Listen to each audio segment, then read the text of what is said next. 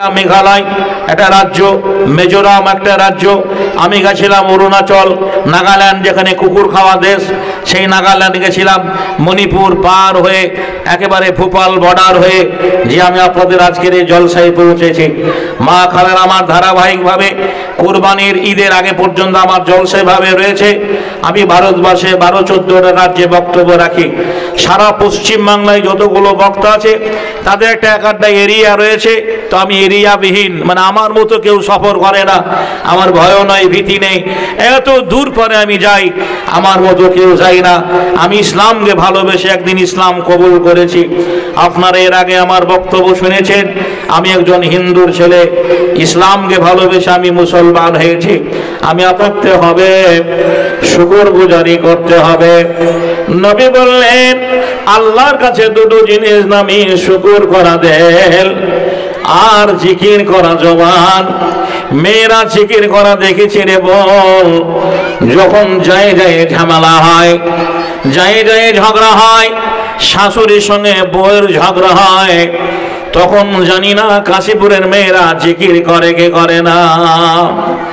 এত অশ্লীল ভাষা ব্যবহার করে, এত ফাইসা কথা বলে, যা কান দেওয়া যায় না। যদি বলেন ঠিক না বেঠিক? তাহলে যে জবান দিয়ে আপনি কোরআন তেলাওয়াত করেন, যে জবান দিয়ে আপনি দোয়া দরুদ পড়েন, যে জবান দিয়ে আপনি আল্লাহকে ডাকেন, নামাজ পড়েন, আর ঝগড়ার সময় সেই জবান দিয়ে কত ফাইসা কথা, কত যে আমরা খারাপ কথা মা বোনদের মুখে শুনতে পাই। আল্লাহর নবী বললেন সব চাইতে আল্লাহর কাছে দামি জিনিস শুকর করা দিল আর জিকির করা জবান। হায় রে, এমন অভাব নেই রে বল। ফতেমার বাড়িতে এত অভাব ছিল, সুতির কাপড়ে চামড়ার ডাবঠি, সেলাইয়ের পর সেলাই। ফতেমার সঙ্গে আলীর বিয়ে হলো। আল্লাহর নবী একটা জায়নামাজ দিলেন, একটা ওযু করার লোটা দিলেন, পানি বহা একটা মশক দিলেন যা চামড়া তৈরি। আর কি করলেন আল্লাহর নবী? একটা ভারী জাতা দিলেন। ওই ভারী জাতাটা আল্লাহর নবী মাথায় নিয়ে যাচ্ছে। সাহাবারা বলছেন নবী গো, এই ভারী জামাটা কেন আপনি নিয়ে যাচ্ছেন? বলে ফাতেমা আমার মেয়ে, আমি মেয়ের বাড়িতে পৌঁছে দেব। আমার ফাতেমা শ্বশুর বাড়িতে ভারী ভারী কাজগুলাকে করবে, যা জ্যাঠানির জন্য শাশুড়ির জন্য যেন রেখে না দেয়।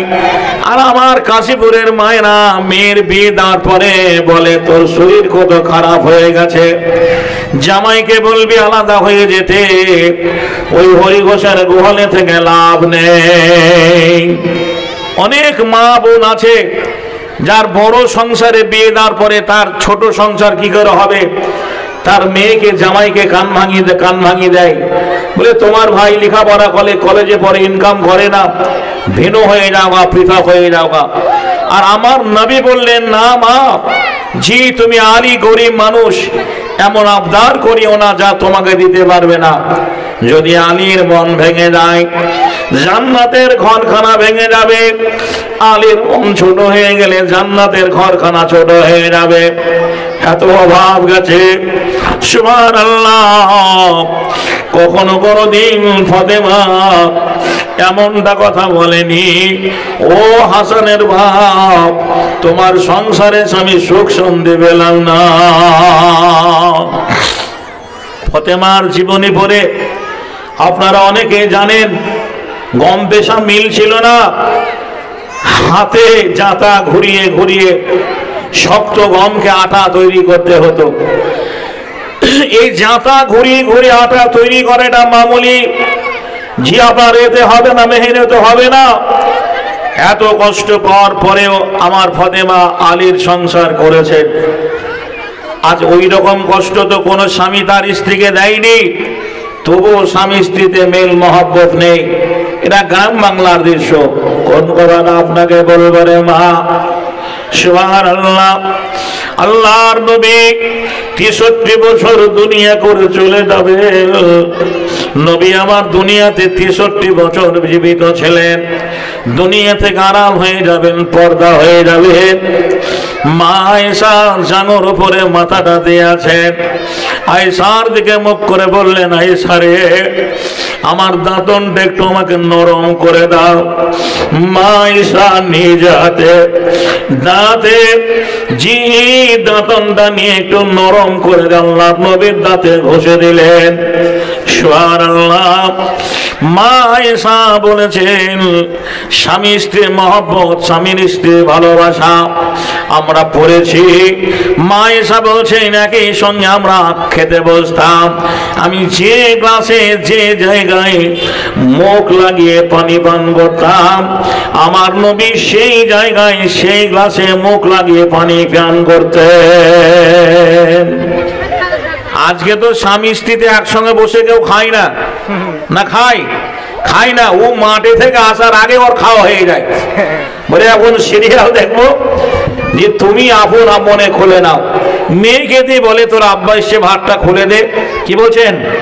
কি স্বামী স্ত্রীতে বসে একসঙ্গে খুবই কমই লোক আজকে খাওয়া দাওয়া করে। মা আয়েশা বলছেন, হাড্ডি যুক্ত গোশত আমি দাঁতে মুখ লাগিয়ে যেখানে চুষে চুষে খেতাম, আমার থালার উপরে পাশে রাখতাম, আল্লাহ নবী সেই জায়গায় ফলো করতেন। হায়রে স্বামী স্ত্রীর মহব্বত, স্বামী স্ত্রীর ভালোবাসা।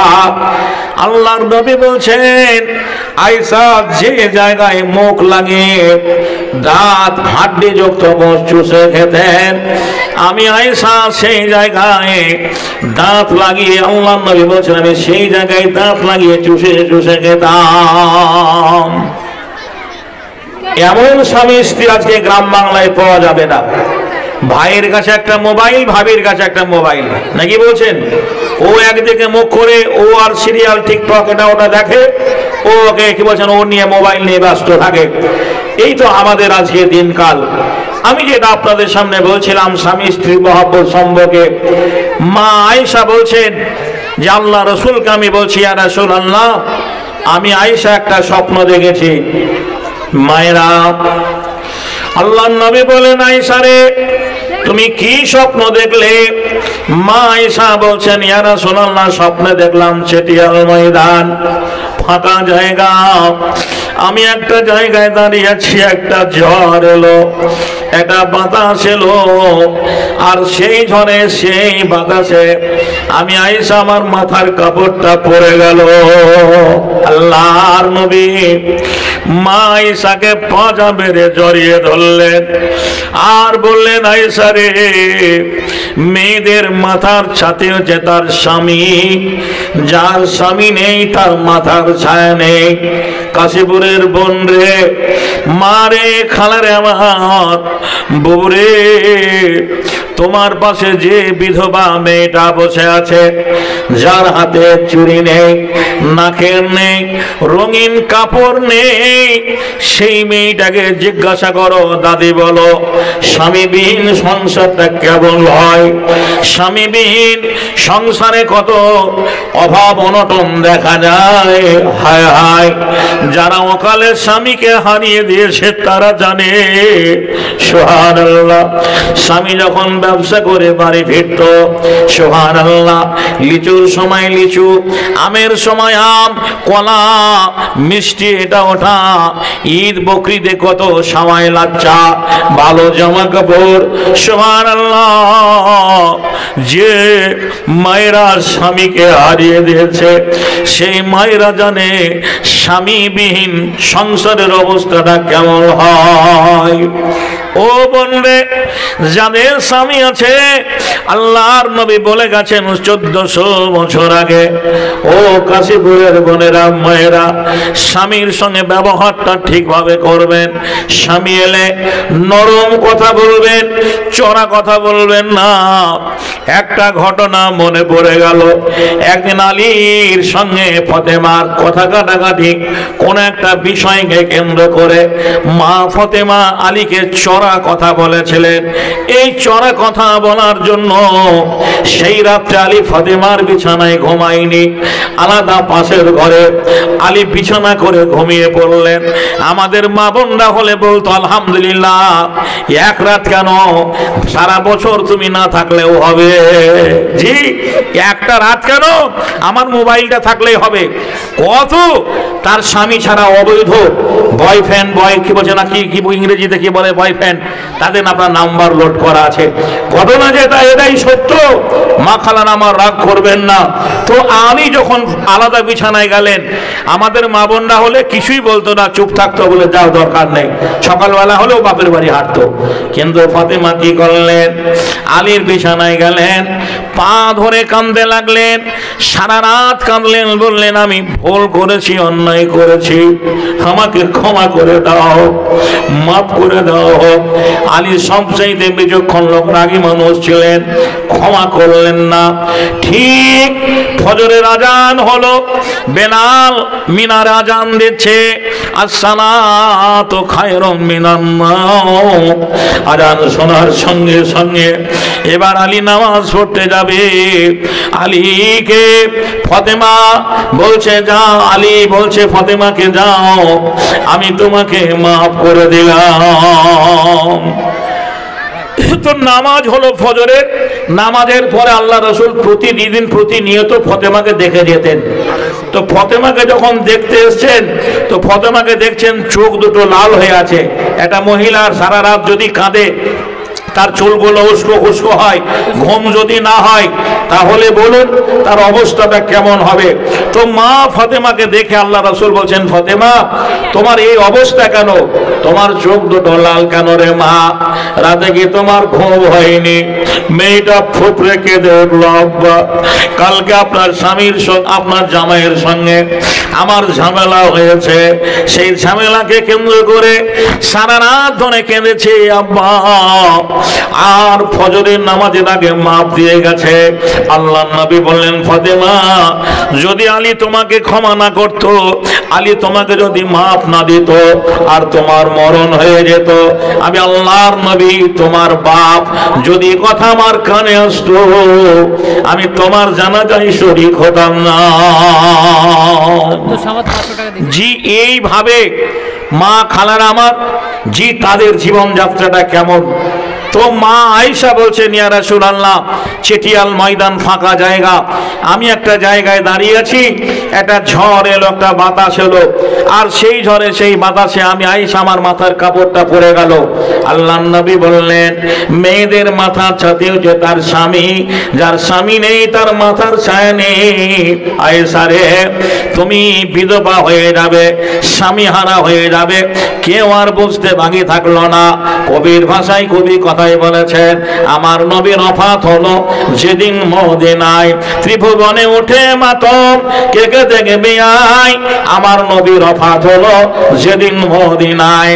মা ফাতেমা বসে কাঁদে, প্রিয় নবীর অনুরাগে, হাসান হোসেন নানা বলে ধোলাতে লোটাই, আমার নবীর ওফাত হলো যেদিন মদিনায়। আল্লাহর নবী জি 63 বছরে দুনিয়া করে চলে গেছে, এই দিন রেখে গেছেন, ইসলাম রেখে গেছেন, যে ইসলামকে লক্ষ্য রেখে সারা বিশ্বের সমগ্র জাতি আজকে ইসলামের বিপক্ষে বন্ধুরা আমার ষড়যন্ত্র করতে চলেছে। বলতে যাচ্ছিলাম, ধারাবাহিকভাবে আপনাদের সামনে আলোচনা হবে, আর আলোচনার আগে